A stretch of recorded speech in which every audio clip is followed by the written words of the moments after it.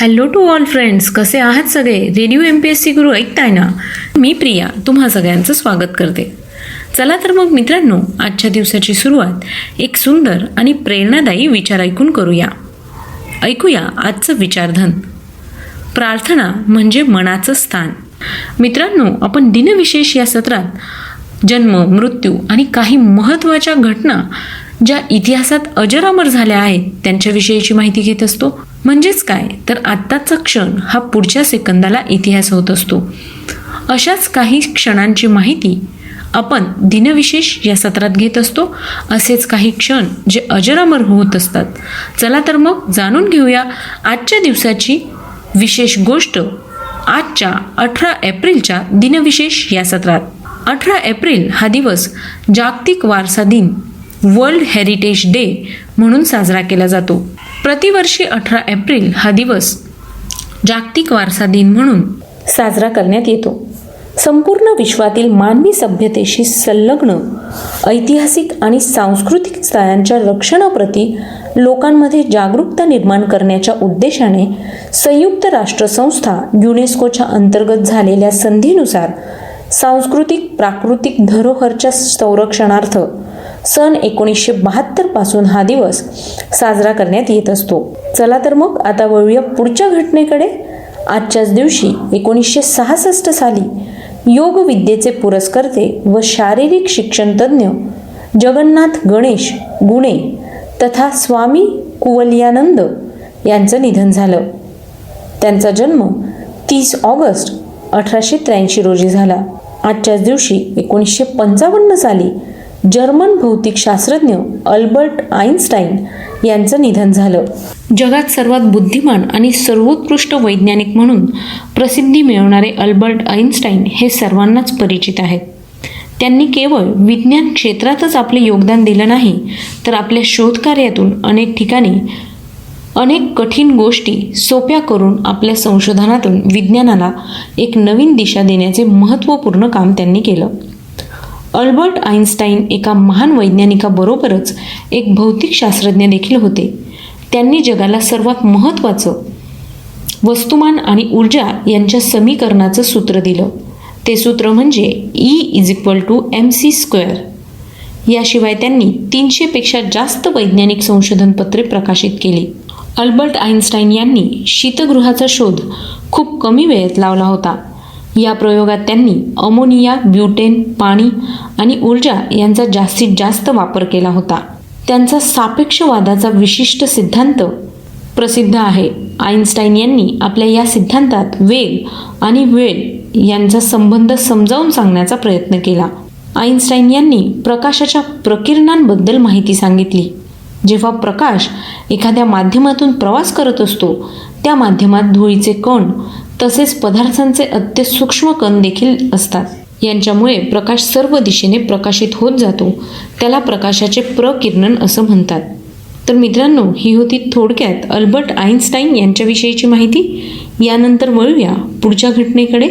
आजच्याच दिवशी 1916 साली हिंदी व मराठीतील चरित्र अभिनेत्री ललिता पवार यांचा जन्म झाला.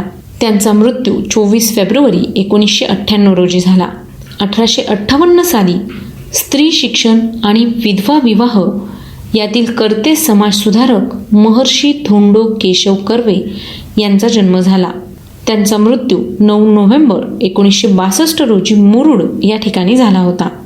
आजच्याच दिवशी 1912 साली टायटॅनिकमधील वाचलेले 705 प्रवासी घेऊन कॉर्पेथिया हे जहाज न्यूयॉर्कला पोहोचले. 1945 साली व्हॅक्यूम ट्यूबचे शोधक जॉन एम्ब्रॉस फ्लेमिंग यांचं निधन झालं.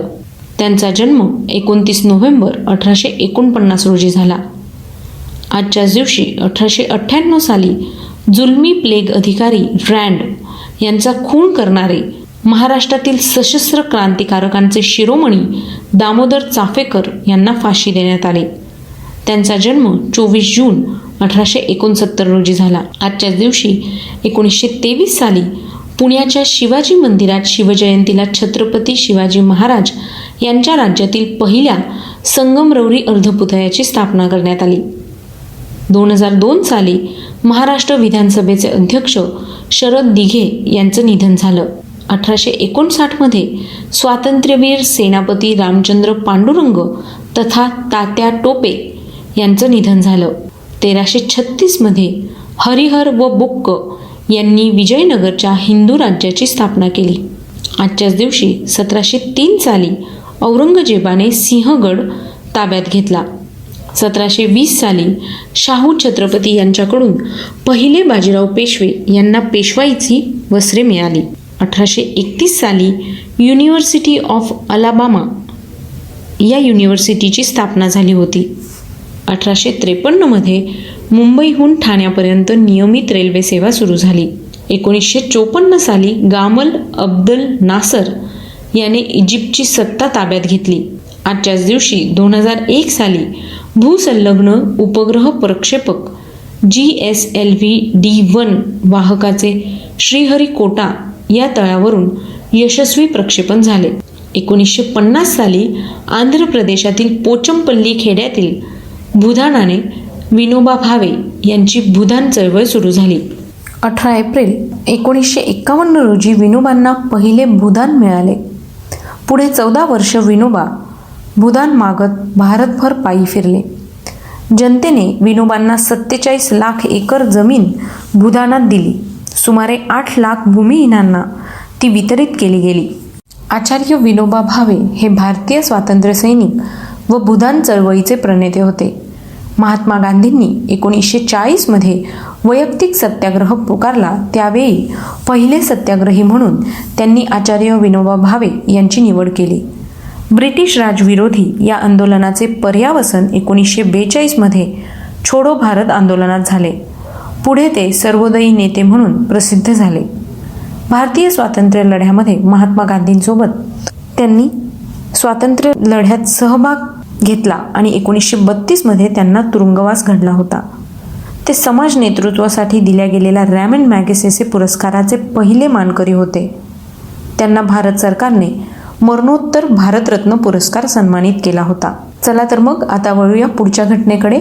1930 साली क्रांतिकारकांनी चितगाव येथील शस्त्रागार लुटले होते. 1930 आज काहीही बातमी नाही असे BBC या नभोवाणी केंद्रावरून सांगण्यात आले होते. 1936 पेशव्यांची राजधानी असणाऱ्या पुण्यातील शनिवारवाडा पुरातत्व विभागाकडे सुपूर्त करण्यात आला. 1971 एअर इंडियाचे पहिले बोईंग 747 जम्बो जेट विमान सम्राट अशोक हे सांताक्रूज विमानतळावर दाखल झाले. आजच्याच दिवशी 1774 साली सवाई माधवराव पेशवा यांचा पुरंदर किल्ल्यावर जन्म झाला. त्यांचा मृत्यू 27 ऑक्टोबर 1795 रोजी झाला. आजच्याच दिवशी 1991 साली डॉक्टर वृषाली करी यांचा जन्म झाला. आजच्याच दिवशी 1962 हिंदी चित्रपट अभिनेत्री पूनम धिल्लन यांचा जन्म झाला. 1972 विख्यात कायदेपंडित आणि धर्मशास्त्राचे अभ्यासक महामहोपाध्याय भारतरत्न डॉक्टर पांडुरंग वामन काणे यांचं निधन झालं.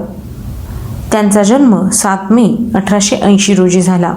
आजच्याच दिवशी 1995 साली पंचांगकर्ते आणि ज्योतिषशास्त्राचे व्यासंगी अभ्यासक पंडित धुंडीराज शास्त्री उर्फ अण्णा लक्ष्मण दाते यांचं निधन झालं. 1999 आंतरराष्ट्रीय ख्यातीचे छायाचित्रकार रघुवीर सिंह यांचं निधन झालं.